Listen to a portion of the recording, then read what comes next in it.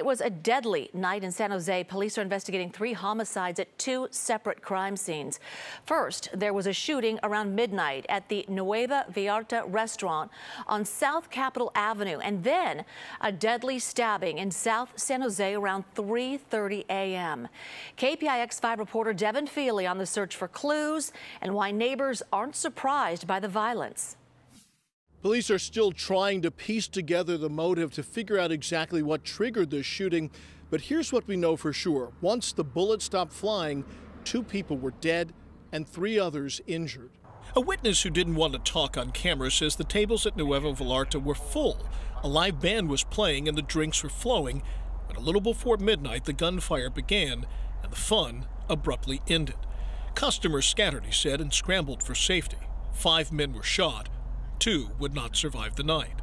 By daylight, investigators were still collecting evidence, bottles of beer visible on abandoned tables in front of the restaurant. The deadly shooting was the beginning of a violent night for San Jose police.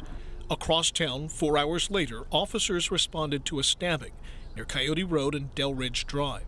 The victim, a man, was rushed to the hospital, where he later died. This is unusual for a neighborhood like this. Have a stabbing or even a shooting. Police have not been able to pin down what led up to either crime. Neighbors suspect that people are simply stressed because of the pandemic. It's not a good situation at all, but I could probably understand the stress that people are going through, not enough to justify doing that.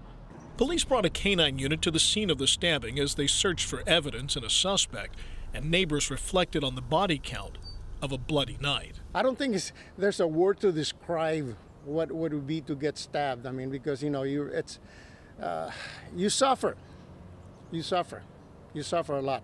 It's been a long night and a long morning for investigators who are still here at the scene collecting evidence nearly 12 hours later.